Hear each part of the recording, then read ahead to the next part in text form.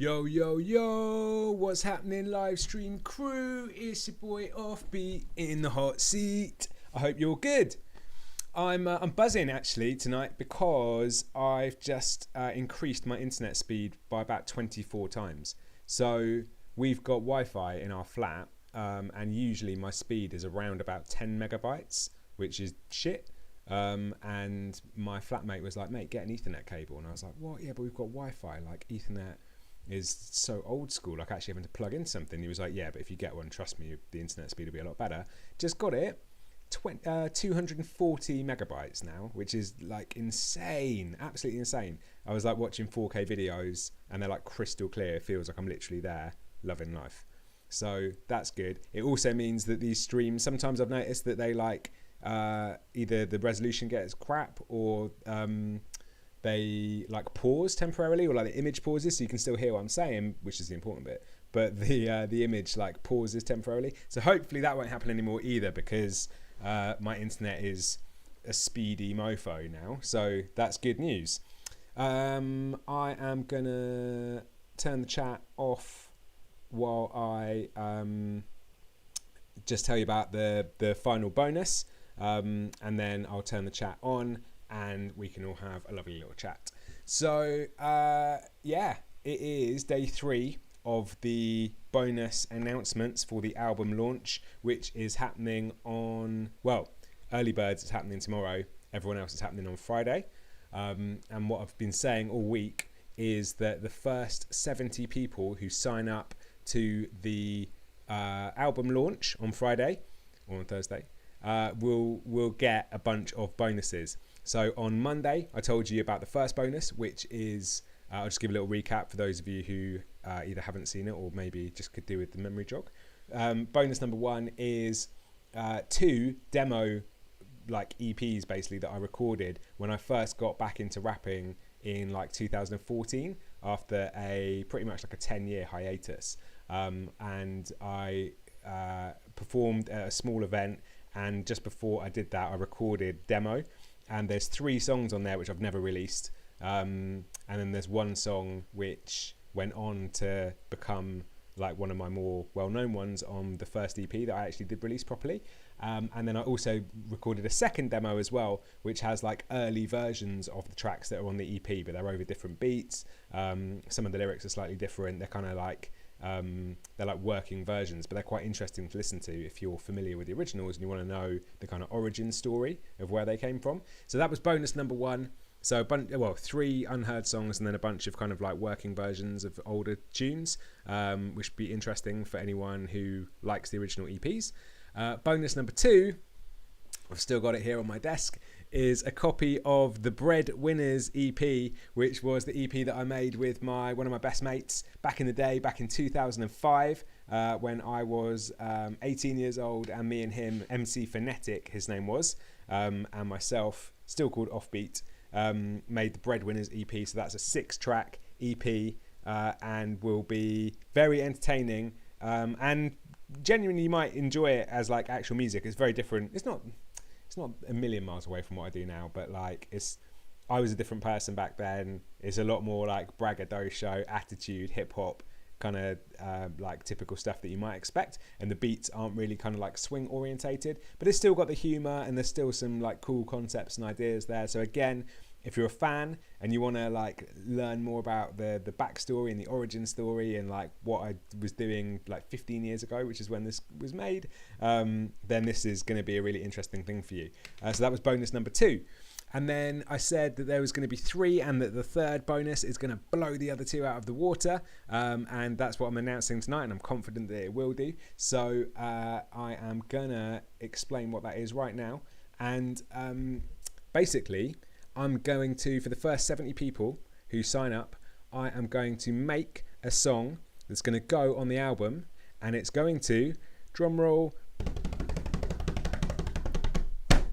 contain the names of all the people who have signed up, the first 70 people. So if you are one of those people, you will get your name, and it can either be your real name or it can be a nickname, but I'm going to do a track that's going to include every single name on there, and that is going to go on the album as well. So that is the final bonus. If you want to be immortalised forever in an offbeat song that's produced by either Oddchap or Wolfgang Law and is included on my album, is posted on my socials, then the opportunity is there. All you've got to do is sign up and be one of the first 70 people to sign up to the supporters album. So just another recap for those of you who maybe haven't caught all of these streams or just need a memory jog. The actual program is launching on Friday, and what it's going to entail is basically it's a £5 subscription every month, and over 12 months I'm going to create one track every month, and every week I'm going to live stream privately in a private Facebook group a different aspect of that song creation process. So week 1 we'll come up with the idea together, we'll brainstorm ideas, what sort of stuff it should include, and the concept and the like story, if it's a story-based track, all that sort of stuff. And then I'll go away and write the lyrics. Week 2 I'll come back with the lyrics that I've written. I'll I won't critique them, sorry, I'll perform them for you, so you can actually hear them firsthand. You can give me feedback, you can like criticize them, and like I might even kind of tweak them and adjust them based on what you guys say. And then week 3 I'll be making the beat, and you can sit in on that as well. So I'll be either working with Oddchap or Wolfgang via live stream, and you can be part of that. You can sort of essentially virtually sit in the studio with me and with them, making the beat, asking questions, like, you know, making suggestions as well. And then week 4 I'm going to be recording it, and you can be part of that as well. What I will say with that last week, at the moment I don't know what the situation is going to be given everything that's going on with the virus, whether I'm going to be able to get into the studio and actually record it. If not, I'll record it from home, and you can be part of that as well. And that's what I did on my last album. Everything was recorded at home. I've got a pretty decent setup here, so if I'm quarantined and I'm not allowed out of the house, it's still going to go ahead. You can still watch it, you can still be part of it, and you can still get hold of that track.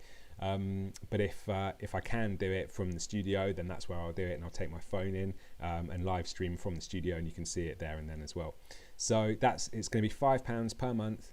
It's 12 months long, 12 tracks, and then by the end of it we'll have a whole album. The track with everyone's names in is going to be a bonus track, so actually there's going to be 13 tracks on the album. So I'm not going to make that one of the months. That's just going to be a bonus that I throw in. So as I say, if you want to be one of the people whose names is included in that track, and it's the first time I've ever done this, then sign up on either Friday when it gets launched publicly, or tomorrow when it gets launched to my early birds. And I've got a little link here. The link actually is in the description of this video, so whether you're watching on Facebook or YouTube or Twitch, the link is actually in the description.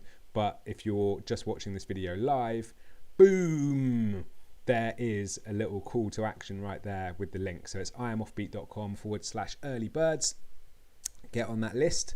There's still a few spots left open. It's been filling up really nicely this week, but there are still a couple spaces left to be up to the 70. And then tomorrow I'm going to send that out to everyone 24 hours earlier than everyone else. And then on Friday I'm going to make it live for everyone.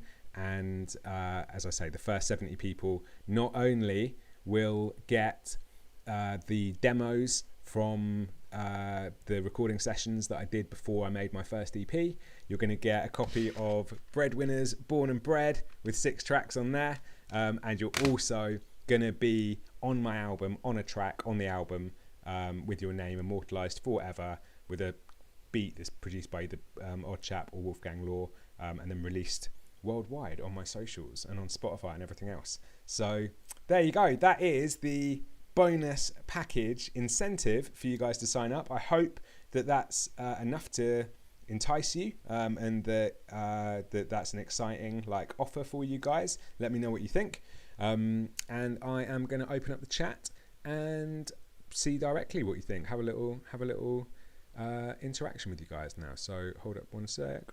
Boom, there we go. There's the chat. What up? All right. So Sam Martin here on time for once. Nice one. I actually was with Sam earlier today. We have been doing a little bit of filming for something that I'm planning to release on, as soon as possible basically, but probably on Monday, if not earlier.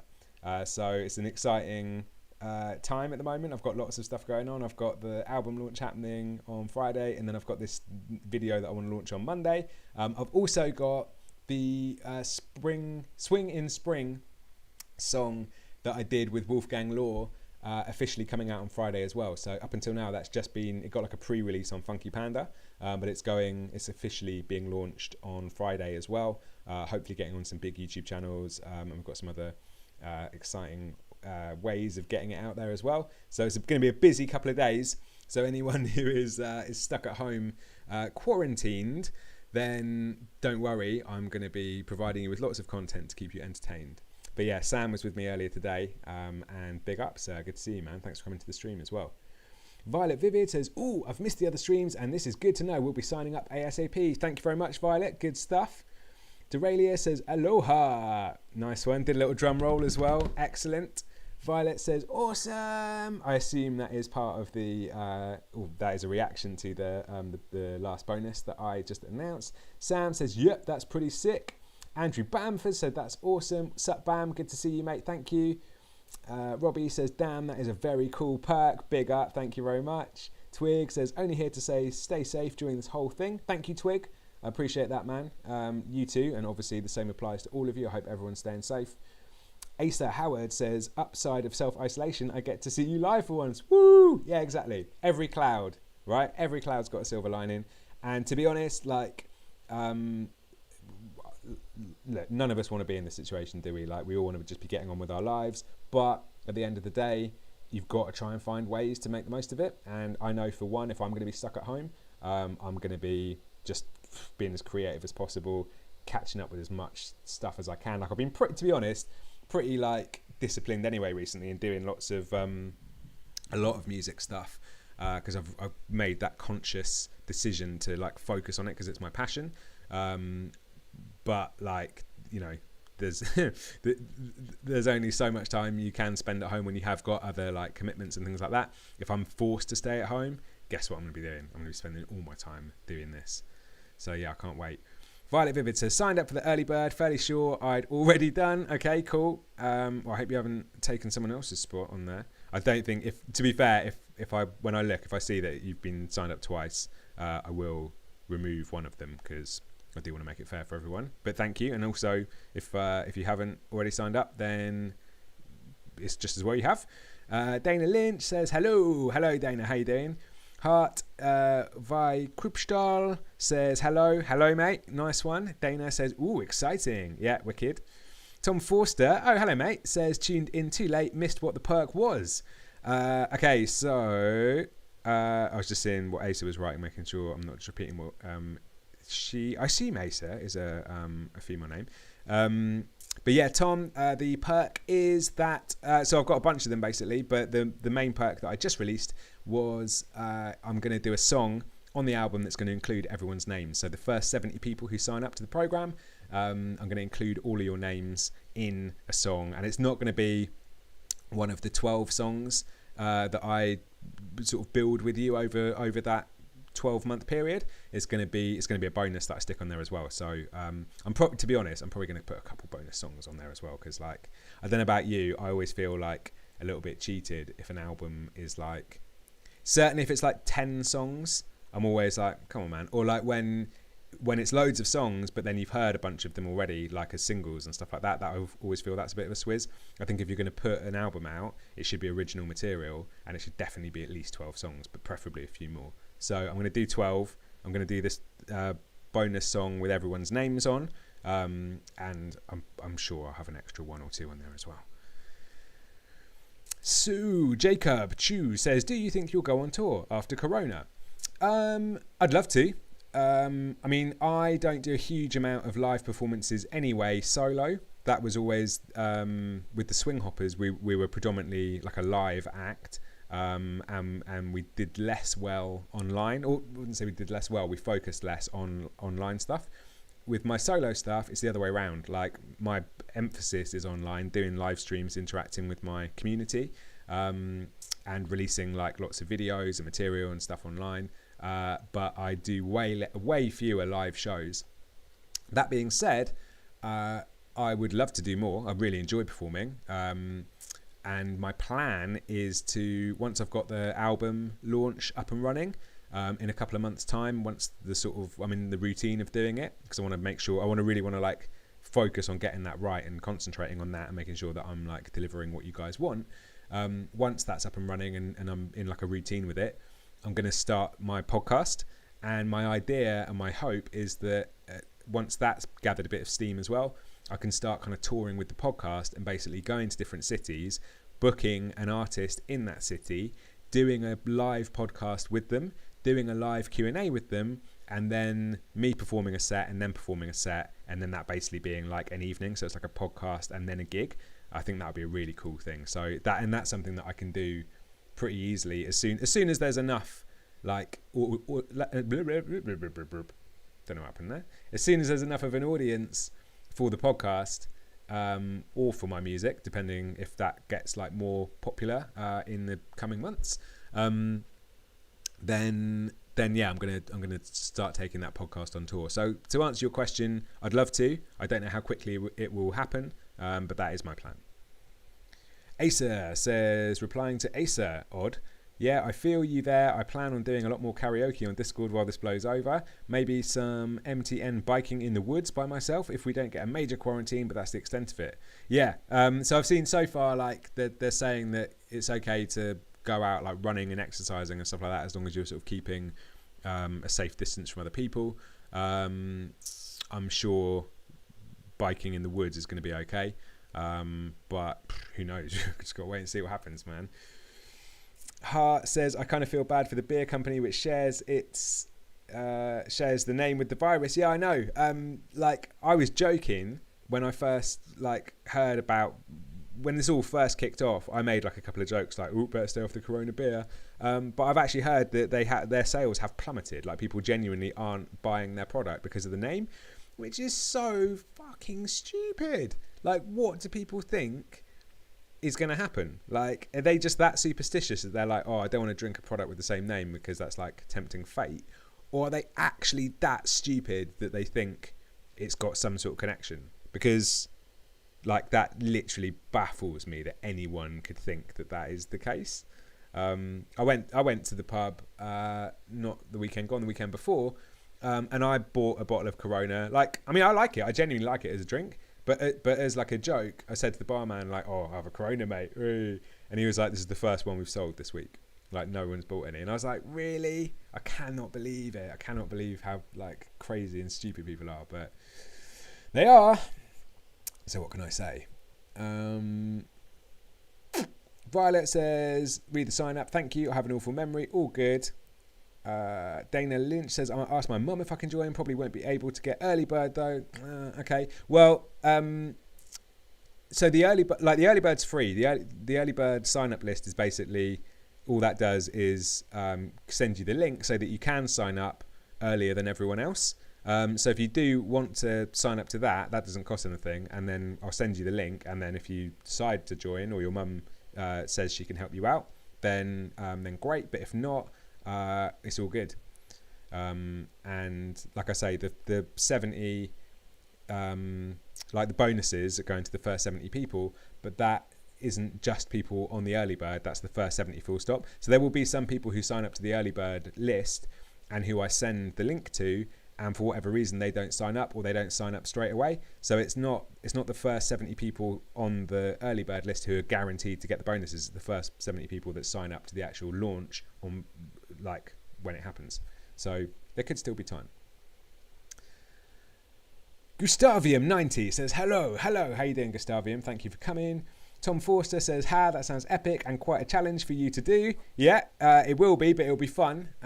So I'm really looking forward to that, actually. I was already like kind of practicing it, like looking at people's names on comments and stuff and just coming up with rhymes for them and thinking how I'd flip it. So, and also I'm not gonna literally just like just say people's names. I'm going to try and do like fun things with the lyrics as well. I'm not going to literally just be like, this one goes out to Robbie and Dana and Gustavium and Violet Vivid, but not my haters, and try and fit like 4 names into one line and then just put like a random rhyme on the end. I'm going to try and like make it worth people's while and like actually say something either personal in a bad way, but something that's like relevant to them, or like a little play on words with their names, or do something like. But I'm not going to just literally just cram 70 names into a song and just stick a random rhyme on the end of the line, because that's not how I roll. I like to do things properly. Robbie says, I'm still in work. Someone has to keep the computers working. Yeah, man. It's mad. There are some people whose jobs are like business critical, and this whole situation is really like testing people's perceptions of like what is and what isn't essential. And like the jobs where in the past people have been like, it's absolutely like paramount that this role exists and people go ahead and do it. And now people are like, yeah, but if my life's at risk, I'm obviously not going to do that. But there are still some jobs where people are like, just got to do it. Like I was chatting, I can't say who it was, but I was chatting to someone who's in like a sort of like a government role, and they were saying how they might need to stay at home, and like some of their like colleagues have to stay at home as well. And I was like, that's a really serious job though. Like I kind of don't want to know that people might be like not able to do that. So yeah, it's mad, mental situation. But I don't want to talk too much about that either, because like it's impossible to get away from it at the moment. And everywhere you go, people are talking about it. You walk down the street and like just hear snippets of conversation. Everyone's talking about it, and it's fucking depressing. So don't think we should bury our heads in the sand, but at the same time, let's not dwell on it, or at least try and like think positively. Dana Lynch, have I heard Suburban's music? He makes these really cool, creepy songs. No, I haven't, but I love cool and creepy stuff, particularly creepy stuff. So I'm going to write that down. Suburban, yeah? Are there any particularly good songs that you would recommend that I check out? And Gustavium90 says, do you prefer modern or older type of music? I think that's an impossible like question to answer. I love both, but I also dislike both. Like I don't think you can really say that like all old music is good or all new music is good.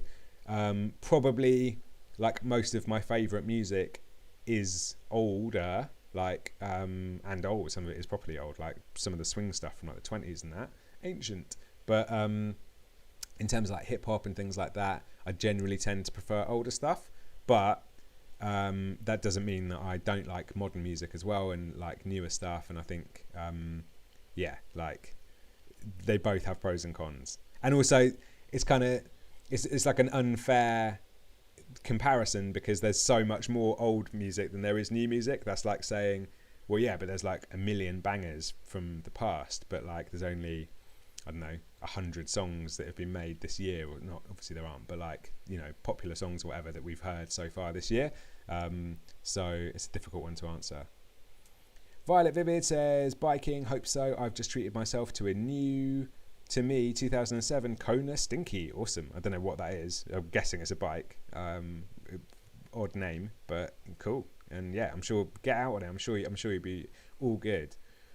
Duralius, I'm one of the people who bought more of that beer just to make people uncomfortable, and the taste, of course. Yeah, mate, if I was in a pub drinking a Corona and someone like gave me a funny look, I'd literally be like, I'd like shake it up and spray at them, I reckon. I wouldn't, but like I'd want to, because that is just so dumb. Hart says, I should sign up just to challenge you to try to fit my name in a song. Short on money, so sadly I can't.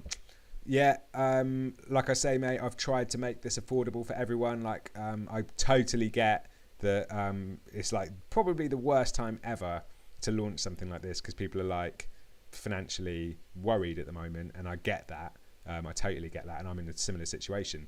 But I'm not going to let it stop me going ahead. And also, I think £5 a month is it's affordable for most people. And like I say, I totally get if it's not for everyone.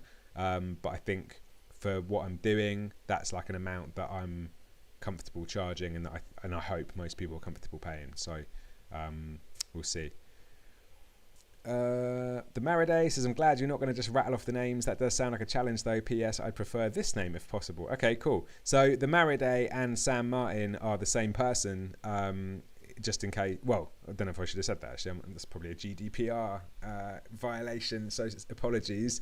But yeah, big up for commenting on Facebook and YouTube, getting my my numbers and my algorithm favorably distributed or whatever. I don't even know. I know what I'm trying to say. I don't know how to say it. Thank you for commenting from both accounts and helping YouTube and Facebook to like me more. There we go. That's the technical description. Dana says, music. My personal favourites by him are Cradles and Freak. Okay, but I do like Isolate too and Sick of You. Okay, cool. I'm going to write that down. Cradles, Freak, and Isolate. And Sick of You. They're not the cheeriest titles, are they? But I will check them out for sure. Thank you. And Dana Lynch says, but a lot of his music is good. Sam Martin, called out, man, called out. Yeah, sorry. I just speak my mind, mate, and it gets me in trouble sometimes. Apologies. So, yeah, there you go, guys. Any more questions or any more thoughts about the album launch, about the bonuses that I've given away, or I'm going to be giving away? I think I'm going to launch it at 3 p.m. on Friday officially. So I'm going to send it out to the early bird crew on 24 hours earlier, so 3 p.m. tomorrow. And that gives me time to send out one last email blast to people to say, sign up, and just generally get everything ready. And then it's going to be happening. So I really, really, really hope to see you guys there. I've been planning this for quite a while. Like I say, it's the shittest time to possibly do it. I did think about postponing it actually, because I was like, I don't want people to not do it because they can't afford to, and then for it not to be successful, and then it kind of put me off doing it at all. And then I thought fuck it, because it's the first time I've done this, and it's never going to go 100% the way I hope it does or want it to, but I'd rather give it a go and see, and go for it. And if it doesn't work, it doesn't work, but at least I've tried. Whereas if I postpone it or don't do it, then it's definitely automatically failed. So that's my motto for most things, and what I'm applying to this as well. Deralia says, how's the weather on your side of the screen?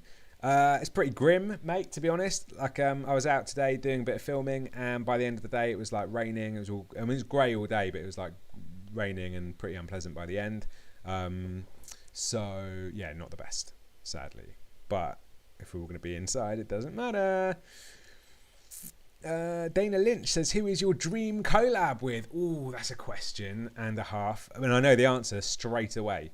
I tell you what, who here knows the answer? Because I have talked about this before, and I'd be interested to see if either any of you guys remember, or if you don't remember or don't know, if any of you can guess, or if you can't guess, who you think it might be.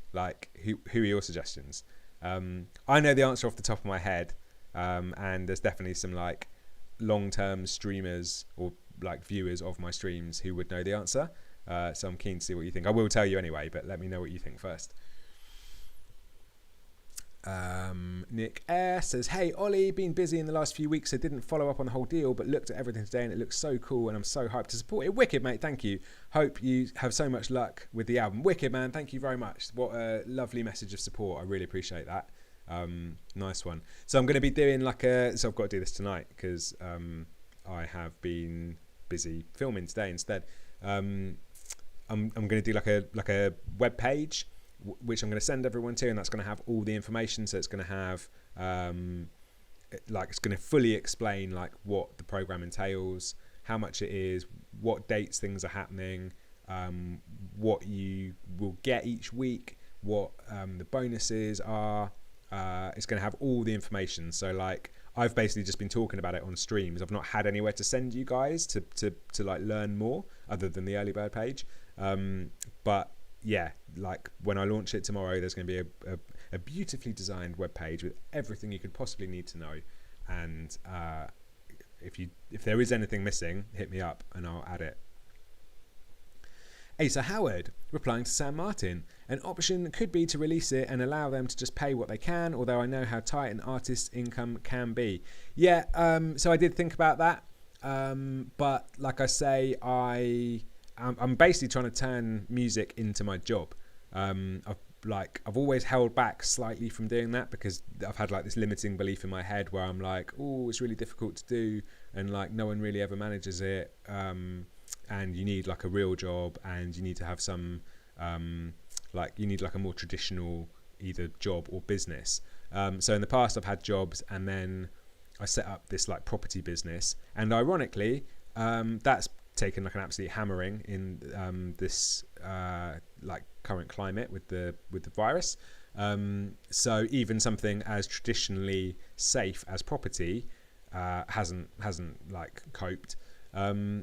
But even before this situation took place, I made the conscious decision that I was going to focus on music and try and like finally go 100% all in and try and like genuinely turn that into my full-time job and make a like profession out of my passion.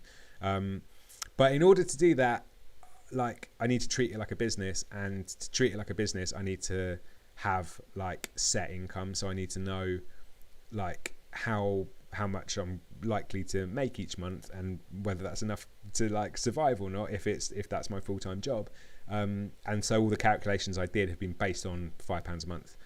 So I need 70 people to pay £5 a month in order to just pay for the album, and then I need I think I can't remember, it was like my goal after that is like 500 people, because that's how many I would need to basically replace my job income, and then anything after that is a bonus. But that's why I'm doing it that way, and I'm not doing it as a sort of pay what you like thing. And I know there would be some people who will pay more than that, who are comfortable paying more than that and can afford to pay more than that. But again, I didn't want to make that an option because I wanted to keep it fair for everyone, and I think £5 is like a happy like medium. So Asa Martin, apparently I have a Twitch account as well. Impressive, mate. I don't think anyone's ever commented from all three accounts. I've had a couple people do Facebook and YouTube. I've never had someone do Facebook, YouTube and Twitch, so impressive, mate. Duralius, there goes my Twitch privilege. Yeah, although Duralius still is my like #1 Twitch follower, so I don't think anyone's going to take that away from him in a hurry. Nick says, also didn't know if this was asked before, but will there be an option to prepay for a couple of months? So I thought about that as well, and I was going to just do an option where you could pay for like the whole year up front, because it'd be nice for me to get like that chunk of cash, and I know that it would be convenient for some people as well to just pay that and not worry about like a monthly subscription. But there's two reasons I'm not going to do that. One is because again, for sort of like business cash flow reasons, I would rather be able to predict how much I'm going to have coming in each month than get a load in 1 month and then like spend it and then not have money coming in the other months. So that's one reason I did it. The other reason that I did it was for accountability purposes, because like psychologically I have found that when I'm accountable to other people, I tend to like do more and like do better. So I'm part of this like business, they call it a mastermind, but it's basically like a business coaching group, and every month we meet up and we get set tasks that we have to do for the next month, and then when we come back the next month we have to go through our list and say what we did do and what we didn't do, and if we didn't do something, why we didn't do it.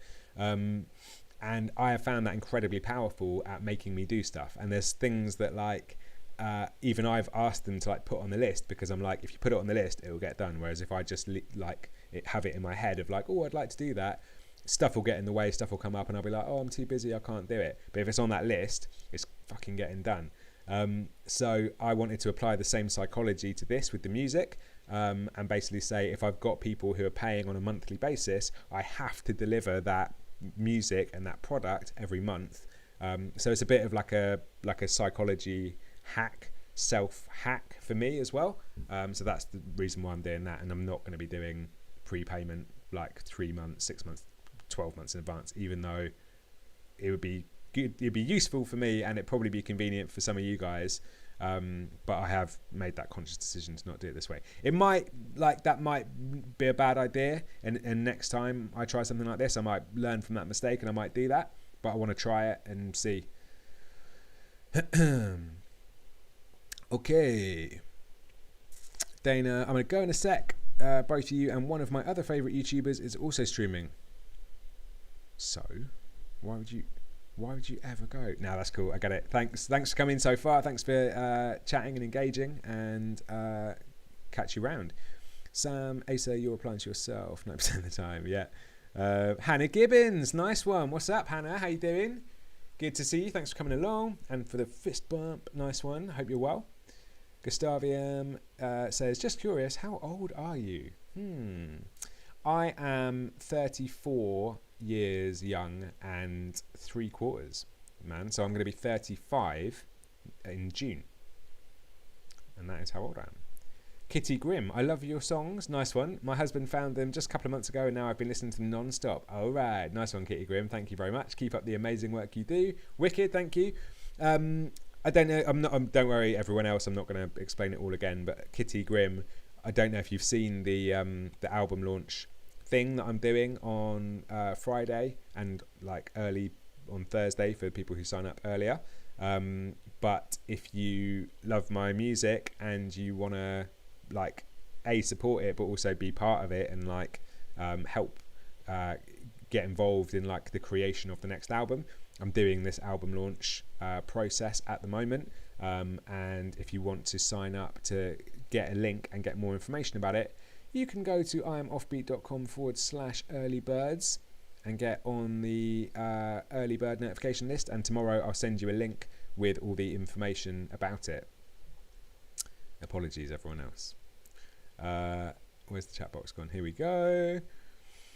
But yeah, thank you Kitty for that, and thank you to your husband as well for discovering me and introducing me to you. Always love it when people just stumble across my stuff like that. Asa, I won't read that out because it's basically a conversation between her and Sam. Dana is going. Nice to chat. Catch you later. Cool. Nick, understandable. It's a great approach. It's just so much hassle. Just thought about the same thing of paying for the whole year straight and helping you at the beginning in case you need it. Big up, man. Thank you. And yeah, like I say, like it probably would be better for me short term to get that chunk of money. But what I learned from the Kickstarter that I did and the crowdfunder that I did, because I've done 2 already for my one for my album and one for the King of the Swingers EPs that I made. Both times I raised like a decent chunk of money, and then it took me ages to actually get the music out because I didn't have any pressure or any accountability to deliver it by a certain time. Like there was a deadline to raise the money, and I managed to do that, and everyone like contributed and supported, which was amazing. But then once I had it, I was able. It basically meant that I could take as much time as I wanted to make the music, and it led to me being like a bit of a perfectionist about it, and like taking way longer than I wanted, and also you guys wanted to actually get the product. So this time around I've decided to do it this way, totally new way of doing it, and hopefully it will force me to be more consistent and deliver the music on a monthly basis, so all good. And Jacob says, Robbie says, just under a decade younger than me. All right. Cool, man. And Jacob says, maybe start a Patreon. Did think about Patreon. There are, how many reasons are there why I don't want to do a Patreon? There are 3 reasons I don't want to do a Patreon. 4 reasons I don't want to do a Patreon. One is that they charged about 5% on top of the payment gateway, which also charges about 5%. So you end up paying around 10 to 15%, whereas the doing it my way, with the company that I've signed up with, which is called Go Cardless, they take, it's like 1% and then 20p per transaction or something like that. So it ends up being like, it's about 50p per person per month extra that I make doing it through them and not through Patreon, which doesn't sound like a lot of money, but it is. And like once it starts scaling up, and if I've got like, you know, when it gets to the point where I've got like 500 people, if I can make an extra 50p for each one of those people, that's like an extra 250 quid. That's like a serious amount of money, and if I'm trying to make this my full-time job, that's like a big bit of income. Do you know what I mean? So So that's the main number one reason why I'm not going to use Patreon. The second reason is they don't let you have access to your patrons' email addresses, and that's a problem in and of itself. But it also leads on to the third issue, which is they like just boot people off Patreon. If you say something that if you say something that disagrees with Patreon's like terms and conditions or their sort of like stance on stuff, they can just get rid of you. And whilst the majority of people who have been booted off have been booted off for being like racist dickheads and they deserve to be booted off, it does raise the question of like, that's fine as long as like what you say doesn't disagree with their policy, and not that I plan on saying anything out of order, but like if they decide that something I say is out of order, they could just get rid of me like that, and then if I haven't got access to my patrons' email addresses, I can't get hold of them again. So that's the third reason. And then the fourth reason is you can't like live stream to it, or like you can't well, that's the main thing basically. Like their tools are quite limited, so I figured doing it my way eliminates all of those problems. So I can make more money from using my own payment gateway. I can access my my supporters' email addresses. I can do and say whatever I want, although I'm not going to be doing or saying anything unreasonable. And number four, what was the fourth one? Oh yeah, I can live stream because I'm going to be creating a private Facebook group, and then I can just live stream straight into that. So that is why I'm not going to use a Patreon, but it is a good idea, and I do appreciate the suggestion. Duralius, I'm only a little bit older than him. Cool, that's nice. It makes a change because I know a lot of my followers are younger, and sometimes when I say how old I am, I'm like, oh god man, I'm like seriously older than most of these people. So it's quite nice to not be the oldest person in the chat for a change, and to have some other people who are close to me. Flacky says underrated artist, to be honest. Hello there, by the way. Thank you very much, Flacky. I appreciate that, man. I also agree. Nick says, yeah, I really get it. I also need some pressure or a deadline in order to do work properly. Otherwise, I'll keep it at the back of my head and do it last minute, which mostly works, but not always. Yeah, exactly. Like, and it's just not it's not a nice place to be, is it? When you know that you've got stuff you need to do. I mean, I've always got, like we all do, everyone's always got stuff they need to do. But like, if it's something you care about or it's something really important, then having that feeling like hanging over you of like, oh, I need to do this thing, it's not a nice place to be. Whereas if you've got that accountability and you've got that like pressure and that deadline, then as long as it's regular and you've got those regular milestones, you're going to achieve that goal more consistently, and you're going to have momentum. And momentum is the number one thing I find that helps me like achieve anything. Like, as long as I keep doing it, I keep reminding myself that I'm good at doing it and that I can do it, is when I have a big break from it that I start to doubt myself, and then I start to procrastinate, and then it all goes downhill. So that could be the gym, that could be writing lyrics, that could be anything. Like, anything I care about, if I stop doing it for too long, I start to like doubt myself. But as long as I keep doing it, I keep reminding myself, and I keep going up in like an upwards trajectory.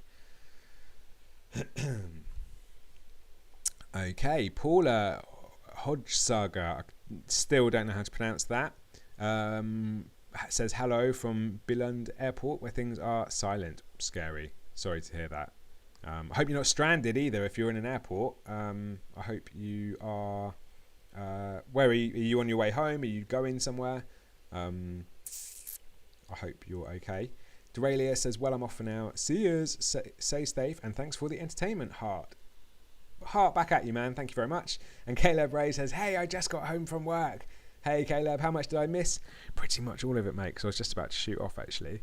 I'll tell you what, I'll stay for a little bit longer, because none of you have made any suggestions of who my dream collab would be, so I'm going to tell you who it is, and then I'll hang around for a little bit longer, just because Caleb has only just joined us, and he is a old school long-term viewer and follower, so it's only fair to stick around for a little bit.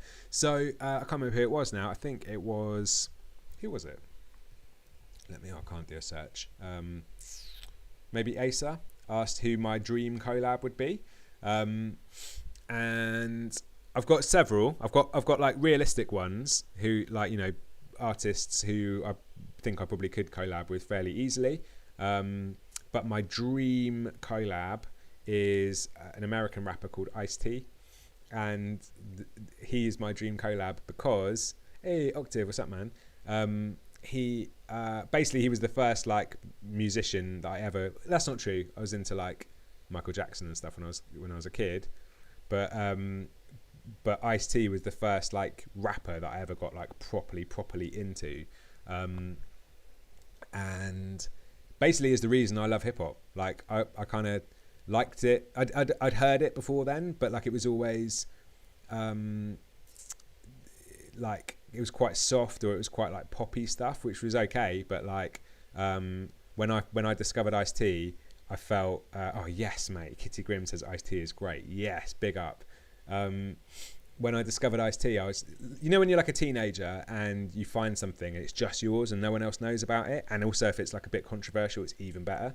That was it. Like he ticked every box for me, because I was like, I like hip hop, but so far all the hip hop I've heard has been like Fresh Prince or Will Smith, who's the same person, or like Run DMC, which again was like quite like, it was good music, but it's like pretty soft. And then all of a sudden, I found this guy who's like original gangster and like was just a badass and had like sick lyrics and swore loads and talked about like gangster shit, and I was just like, oh my god, this is amazing. And the best thing was, no one else liked it. Everyone I played it to, like my mates either didn't like it, or like my parents hated it and they didn't want me listening to it. And when you're like how old would I have been, like 14, that is like crack to a 14-year-old. And like even you want your mates to like it, because you're like playing it to them constantly, going like, you got to listen to this, it's amazing. And they're like, no, it's shit. You're like, oh, you guys don't understand. But deep down, you don't want them to like it, because you want it to just be you. You want it to just be your little thing. So yeah, like I bought like every single one of his albums, and like a lot of them aren't great, but like you couldn't have told me that back then. I would not have had a word of it. I knew every single lyric to every single song. I was obsessed. I used to like draw pictures of me and him in like my art, for like my art homework. It would be like whatever the like assignment was that we'd get set, I'd manage to somehow like twist it into being something to do with Ice-T and me. I was a proper little fanboy. So that is my answer, and it's just for that reason. Like he still makes music now. He released about 3 tracks a little while ago, like a little trilogy, and they weren't the best, I'm not going to lie, but it doesn't matter because it's him. So for me, it is it's all about the like the sentimental value of that, and like giving my 14-year-old self a little high five. So if I ever got to do that, I know that 14-year-old me would have like absolutely like lost his mind. I was going to say something much more vulgar then, but yeah, would have died. And so that's why I want to do it, just because it mattered so much back then. Octave says, what up, just arrived, nice one. Kitty Grimm says, Ice-T is great, love you. Paula replying to Paula. What? Okay. Octave says, Ice-T is okay, but I prefer Earl Grey or green and mint. Whee! I'm sure he's never heard that joke before. And Asa says chamomile tea is better. I'm getting a bit of a dry throat. I could go and get a tea, actually, to be fair. Kitty Grimm says, I remember it was the same for me too. Well, most of my school friends were into metal and I was the only one who was into hip hop and rap. Same. Yeah, absolutely. And like, so I grew up in a little like market town in the UK, and like I say, I'm nearly 35, so I went to school,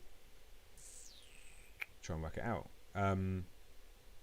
I would have been in secondary school at around about like the year 2000.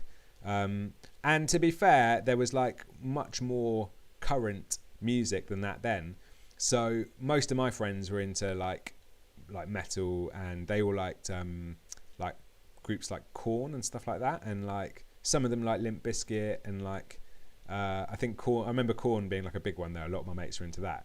And I was like, oh, I don't like it, it's got guitars. And even like Rage Against the Machine, they were into that, and I was like, oh no, it's got guitars, that's like not hip hop. And actually I love Rage now. And I never even really listened to it then. I was just like, no, not proper hip hop, not interested. But then I did have a couple of mates who were into hip hop, and even they didn't like Ice-T. And they were like into like Tupac or like my mate, in fact, who's on this EP, Gord, he was like massively into the Lox and Jada Kiss and like Rough Riders and stuff like that, which was what was current at the time. And I listened to that and I was just like, it's okay, but it's no Ice-T. And I was listening to like albums of his that were like 5-10 years old. So they were already like out of date and old school even when I was listening to them. But that just helped because no one got it, no one understood. And like I say, for like a 14-year-old kid, that is gold dust.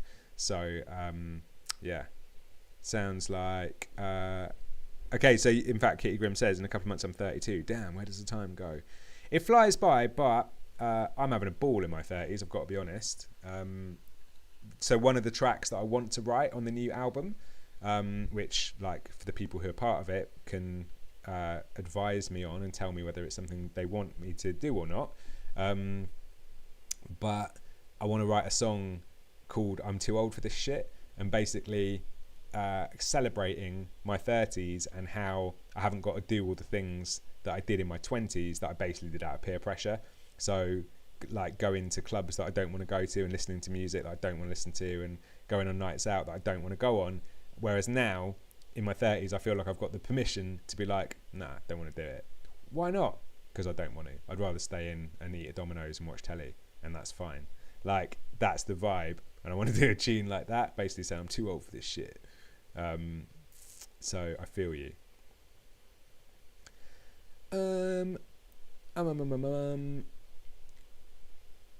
Octave, my family doesn't understand electro swing. Oh, shame. To be fair, a lot of my friends don't either. My best mate hates electro swing and says that it all sounds like the Cantina band from Star Wars. I almost said Star Trek then. But you know the Cantina band, like boop, boop, boop, boop, boop, boop, boop, boop, boop, boop, boop. He's like, literally, that's all I hear. And I'm like, even with my stuff. And he's like, well, yours is slightly different, but still not. He's not a fan. But that's why I write tracks like Friends Like These, because my friends are all dicks in a lovely way. Caleb, I love it. I can't explain how relatable that feeling is. Cool. I'd never even thought about it like in depth before, but maybe that's an idea for a track as well, because obviously I'm all about the relatable stuff. So having like something that you're into that like you really want everyone else to love, but actually secretly deep down you don't, because you want to just keep it as your own thing. Maybe that's a seed of an idea for a track. Octave, I'm just an Avicii fanboy, RIP. Fair, I don't know any of Avicii's music. I think I did hear that he passed though, which is sad obviously for anyone. But I didn't know his music really, mate. Nick, I'm into so many genres of music that gladly I enjoy most of the stuff my friends are into. Nice. But it goes around to, obviously, I can't throw my playlist anywhere. So I used to be like a right little dick as well. And like I'd like try and force people to listen to my music. So we go to like house parties and stuff. And I'd like hijack the stereo and put on like I guess it would have been a CD back then. Put on like a CD that like no one else wanted to listen to, but I thought was sick, and it was so important to me to like try and impose that on everyone. And then I wondered why I didn't get invited to the parties. Gustavium, I really like electro swing and chap hop. Cool, we're in the right place, because I wouldn't say I'm chap hop, but I do get labelled that quite often. And obviously I make a lot of electro swing related stuff, so I can see why you're here, man. Paula, well, back to work later. Remember, you are fucking awesome. Thank you very much, Paula. So are you. Nice one. Jacob says, do you ever listen to Caravan Palace? Yes, I do. I'm a fan. I'm trying to think. I like a lot of their tunes, but I think Lone Digger is probably my favourite one. That is an absolute banger. And the video for it's sick as well. Kitty Grimm, I'm in. Oh, you said already, yeah. Octave says glitch hop and dubstep are some of my faves as well. Cool. I like both of them. I love a bit of cheeky dubstep. It's like a guilty pleasure, because you're sort of like not supposed to like it anymore because it's not fashionable and it just like died. But like I still love it. I still love a screechy, wobbly bass line from time to time. Asa Howard says, do you sing online for practice, etc.? Do you mean will I do like a live rap for you guys now? I could, couldn't I? Do you know what I could do actually? I could. Oh no, I can't share that yet. I was going to say I'd share like a snippet of the song that I'm going to release on after the weekend with you. Fuck it, why not? Yeah, I will do. I'll get through these comments and then I'll give you a little preview of it. But I'm only going to do one verse. Oh, I don't know if I should. I will do it though. So I'll do it now. Right. Octave says, I just want to hear a track from you about selling drugs and banging hookers. Just something completely unexpected from you. Fair enough. I haven't written a song like that because it doesn't reflect my life. But probably the closest to that is I did a song on, I can't remember which EP it was now, maybe People Watching 2, called Liar Liar, which is sort of like told from the point of view of like that type of artist, but how actually that they're lying and just making it all up. That's probably the closest I've come. But well, actually no, the swing pin stuff is like gangster, but that's like more like 20s mobster, and that's very much like a fantasy type scenario. Armando Zaragoza says, I love you, modern man. Big up, Armando. Thank you very much. Love you too.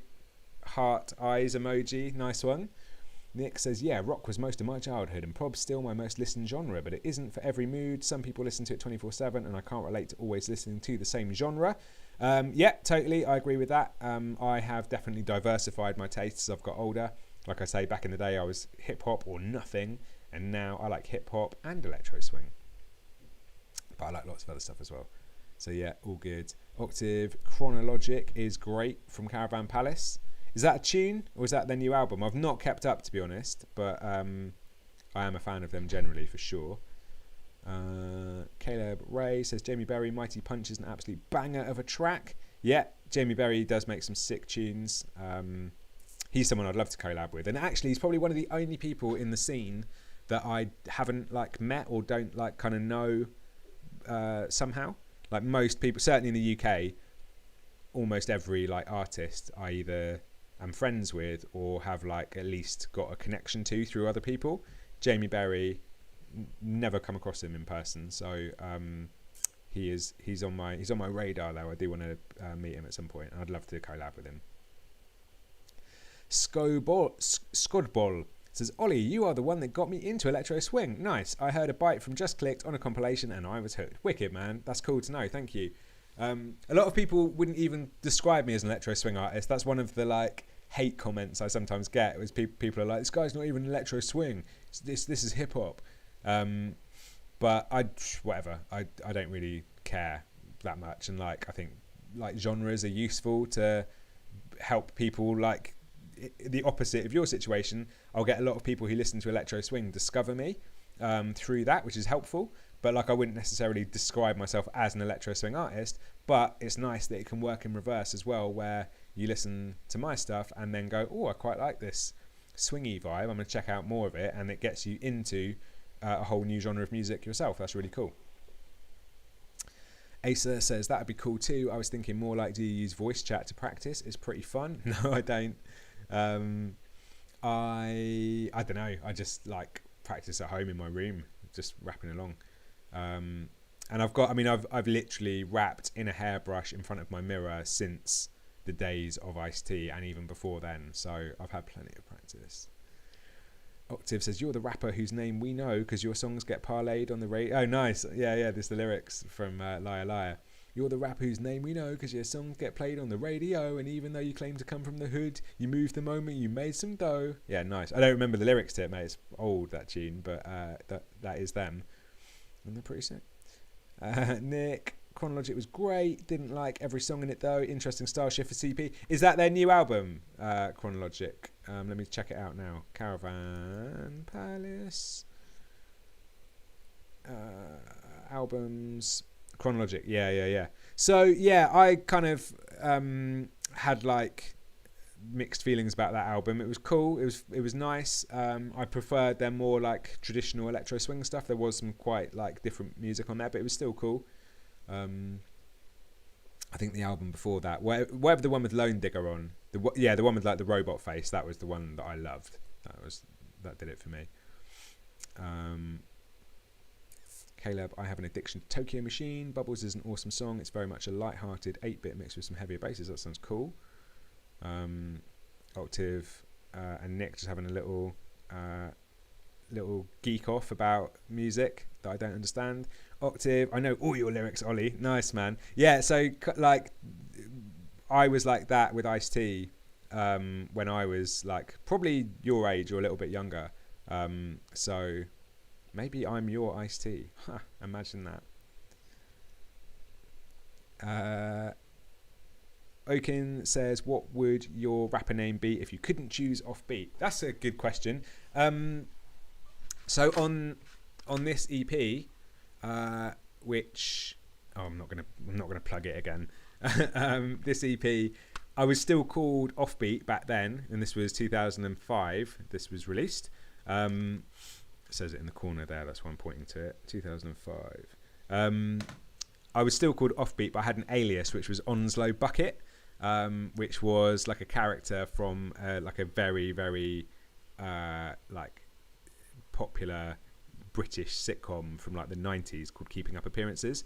There was a character in that called Onslow, and like one of the big jokes of the show was that their surname was Bucket. It was spelt Bucket, but the woman in the family was like really posh, and she always corrected people when it's pronounced bouquet.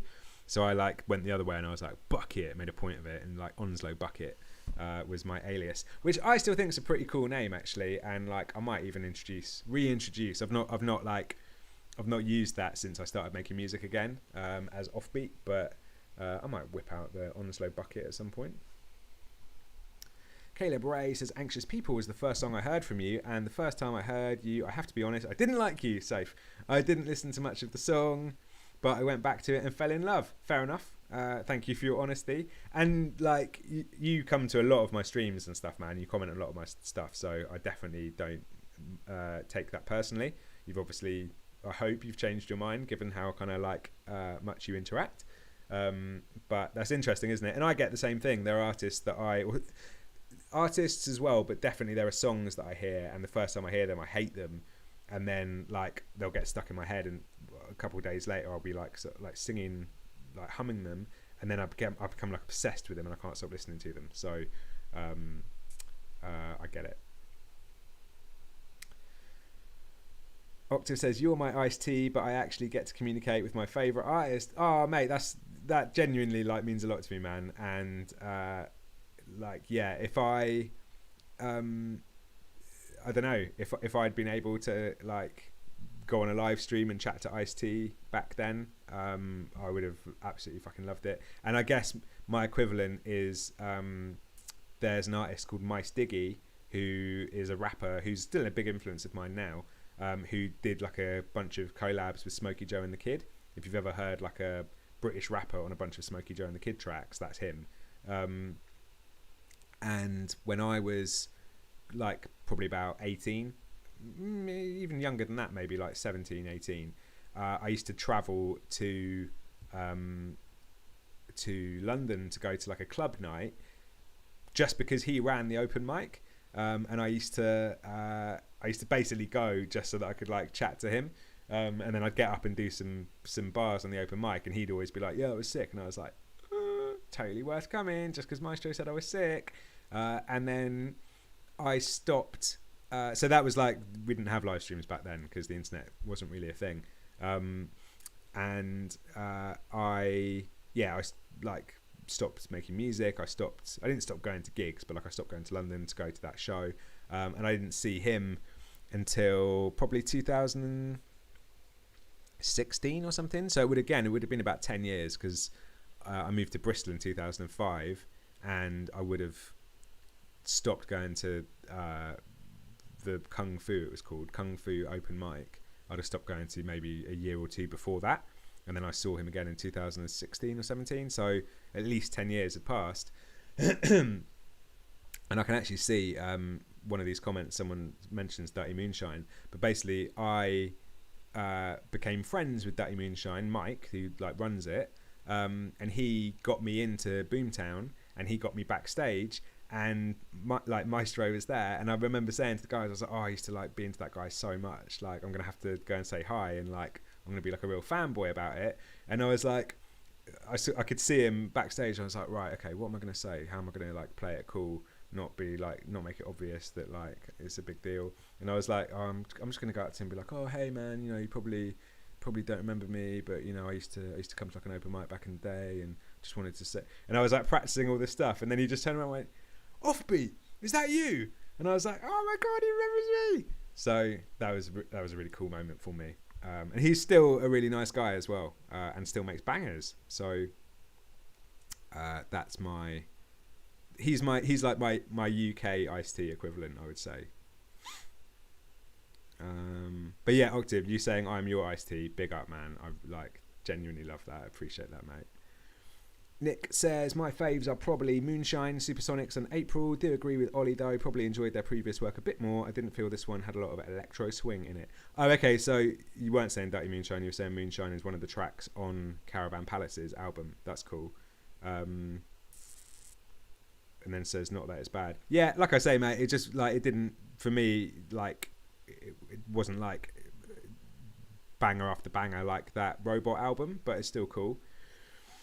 Caleb Ray, P&P came on my radar and it helped me through a really rough time I was going through, and that's kind of where I got into your music. Awesome, man. I appreciate that as well when people say that. I get like a fair amount of messages from people saying that my music's helped them get through a rough time, and I really, really appreciate that genuinely, because like you don't know when you're writing it how it's going to affect people. Like I just write it because I think like this is how I feel, and I'm sure other people feel this way, but you never know.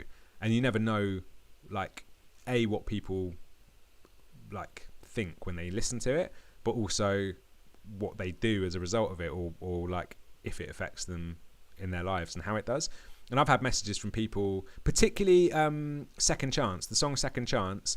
I have more than any other song, like by a considerable margin, had messages from people going, oh, I listened to that song and the words really stuck with me, and there's this girl that I've liked for ages and I've never had the courage to chat to her, and then I listened to your song and I went to go and chat to her, and now we're together. And I've had that message like multiple times, and that is amazing. Like to be able to create a song that like positively impacts someone to the point where they do something they wouldn't have done, and then their life is better because of it. What an amazing like opportunity to have as a artist. You couldn't ask for your work to be like received in a better way than that. Like I just want people to like it, but if people like act on it and improve their lives because of it, that's like another level. So thank you. It was Caleb that said that, wasn't it? Yeah, big up, man. Octave says P&P was a banger. Is an absolute banger. Thank you. Gustavium, if you could sing in another language in an instant, what language would you choose? That is a great question. I don't know, man. I sort of want to like say something clever like Chinese, because like that's going to open me up to a bigger market or something like that. But realistically, probably Spanish, because it's such a beautiful language, and like if you ever listen to Spanish hip hop, I haven't got a clue what they're saying, but it sounds amazing. Like the language itself is so like musical in and of itself, and the rhythm and everything else. Like I just think as almost like as an instrument, rapping in that language would be incredible. And everyone says I look Spanish anyway, so I might as well. Nick S says, on the roll with bangers, I've got to say that I saw not everyone bonds with your more grim songs like First Love, Even the Score, etc. But man, I super dig that style of song of yours. Thank you, mate. Yeah, you're right, actually. And can't please everyone, basically. I think a lot of people discover me because of electro swing music, and they think that all my stuff's going to be like that. And it's not. And like when you get stuff that's a bit darker, or a bit more serious, it's not for them, and that's absolutely fine, mate. Like there are artists who I love and I don't love everything they do, even Ice-T, Even Ice-T has done some songs that I'm not into now. Obviously, back then wouldn't have ever admitted that. But like, yeah, very few artists. I don't think there's any artist where I like everything they do, and I'm totally okay with that. Like, my motto is always, I make the stuff that I would want to hear, or create the stuff that I would want to like see or do, and not do. Like, I create the content that I would want to consume, put it that way, whether that's music or videos or whatever. I just make the shit that I would want to consume, and if other people like it, it's a bonus, and that's absolutely fine if not everyone does. So yeah, I'm gonna always still make like darker, weirder stuff, and some people will like it and some people won't, but I'm glad you do. Octave says, I also think Odd Chat was the best thing to happen to your music. Thank you very much. I agree. Up until that point, I'd been working with a producer who, perfectly good producer, but he wasn't like a native electro swing artist. He just made those beats because I asked him to. Whereas Odd Chap is an electro swing artist and always has been. Well, he hasn't always been, but like when I met him, that was the music he was making anyway. So there was like a much more of a natural like passion there for him, and I think that comes across in the music. Okin, do you know any mainstream British rappers currently in the game? As in, do I know them personally? No, not really. Certainly not mainstream ones. So if you mean like, I don't know, like Gigs and well, this is how little I'm into it. I don't even know who's current at the moment, but like Gigs and Crept and Conan and like Stormzy and people like that. I don't know anyone like that because it's just not my. It's not my genre. If you mean more like artists like high focused type artists like Dabbler and Jam Baxter and I don't know, Leaf Dog and people like that, still no. But the generation before that, so people like Jest and Task Force and Maestro, although he's still around, all those kind of guys, and Skinny Man and all that sort of stuff. I wouldn't say I knew them, but like I was better connected to them, and I'd like met them at shows and things like that. And some of them I knew a little bit, but yeah, certainly not now. It's definitely much more the electro swing community that I'm a part of now. Kitty Grimm says, well, I'm off to practice my singing. Peace out indeed, Kitty. Cheers for coming along. Octave says, whenever I'm hospitalised due to my Crohn's, I always have my offbeat playlist loaded up. Big up, man. Thank you. Glad to help you through that as well. Caleb, what's funny is I found you through your collabs on Oddchap's channel. Nice. I found Oddchap through Dregast, who is a YouTube gamer, so I found you through video games. Cool, man. That's another way people often find me, particularly Weekend Living. That was used on a gamer called Snipsy. Like he used that song on one of his videos. It had like a stupid amount of plays, and he didn't include a link to me at first. It was one of you guys. I can't remember who it was. Like someone in a live stream actually said, "Hey, do you know this guy's used your song?" And it's got like 4 million views already. And I was like, "What?" Hit him up. Didn't expect him to do anything. I just emailed and I was like, "Thanks for using my song. Any chance you could like credit me?" Fully didn't expect him to get back to me, and he did, and he was like, oh yeah, sorry, really love the song, here you go, and put a link on it. And now if you look at Weekend Living, it's my most played song on Spotify, and it's also I think it's probably my best performing video on YouTube as well, and that is 100% because of him, because up until then that tune was like no one had really heard it, and then once he did that, it was just like boom, overnight, massive increase on like views and listens. But what is funny is if you read the comments on the YouTube video, it's almost exclusively like people going, Hanzo, please switch, which is something to do with the game that Snipsy guy plays, and in the video where he uses my song, like he says that and like everyone loves it. I don't fucking even know what it means. But if you go on the Weekend Living video on YouTube and look at the comments, like 99% of it is people going, Hanzo, please switch. And I'm like, like, don't know what it means. Nick S says, yeah, Oddchap is so great duo, well crafted. He is great, and he's also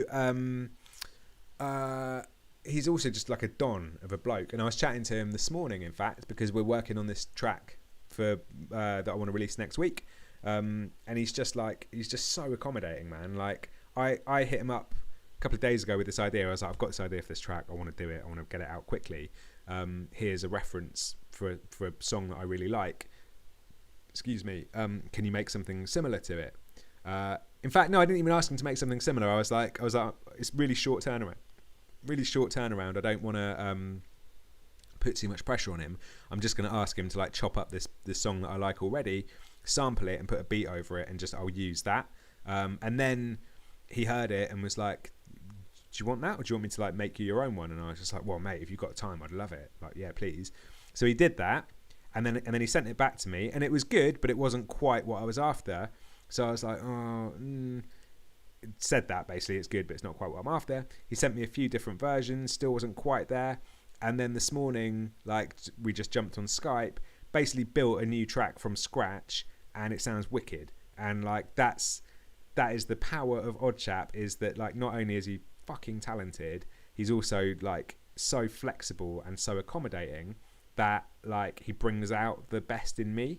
Because I've worked with people before where that's not the case, and if you feel like you're asking them too many favors, or like you're pushing it a bit, like you begin to become uncomfortable because you're like, oh, this is like becoming a bit tense now. Whereas Oddchap, like, he is like endlessly patient. Like I would 100% I would get pissed off with me if I had to work with me sometimes. Whereas he is just like, yeah, just constantly wants to just produce the best thing. And so that's why he's such a legend to work with. And he's just a really nice guy as well. Octave says, the days of Please Nerf were great. You heard from him recently. I haven't, mate, no. Caleb says, Please Nerf would be cool to bring in for a podcast episode and another collab. Yeah, I mean, I've not spoken to him for years, mate, to be honest. Like, we actually just met online through, I think it was People Per Hour. Might have been another site like that, but I think it was People Per Hour. And we just started working together on like a sort of gig basis of like, I'll pay you to make this beat, please make it. And we became like friendly, and I went to go and visit him a couple of times, and we worked on more stuff together. And he's a good producer, and he's a nice guy as well, same as Oddchap. But like I say, he isn't a native electro swing artist, so he just never had that like true passion for that genre the way Oddchap does, or Wolfgang does as well. He's also like a electro swing bad boy. Caleb, I really want to stick around, but I've got to leave and go get some lunch because if I don't, I know I won't get up out of my chair for the rest of the day. Fair enough. Take it easy, man. Thank you for coming. And Nick says, yeah, man, first rule is to do what you love and assure yourself that you love it. You never have to please everyone. Exactly. I totally agree. Cool. Right, guys, I'm going to shoot off as well because much like Caleb, I need to eat, although it's dinner time for me, not lunchtime. So I'm going to love you and leave you.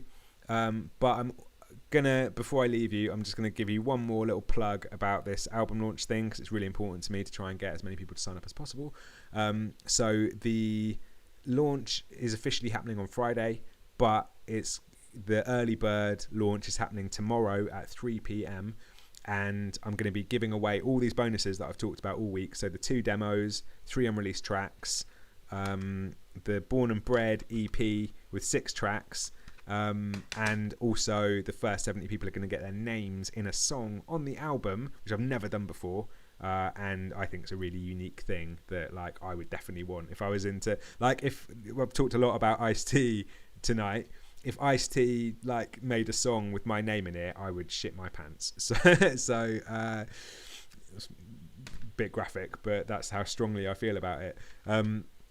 So if you want all those bonuses of the 2 demos, the EP, and the getting your name in a song, you need to be one of the first 70 people to sign up. And if you want to basically make sure that you are one of those first 70 people, then you need to go over to iamoffbeat.com/earlybirds and jump on that early birds list. And then tomorrow at 3 p.m, I will send you a link and you can sign up. It's £5 a month. Which I know not everyone can afford, but I hope most people can afford. And then you can be part of this album experience with me, and you can like help me come up with the ideas. You can critique the lyrics, you can watch the beats being made, and you can even watch it being recorded. So that is my last plug for this stream. Thank you all for coming along. I do really appreciate it. It's been a nice stream tonight, actually. Lots of people and some really good questions and comments, so I really appreciate it. But I'm going to love you and leave you, and I will catch you. Well, I'm going to do another stream tomorrow, so I'll catch you then. And I hope you take care in the meantime and stay safe. I'll catch you guys soon. Take it easy. Peace.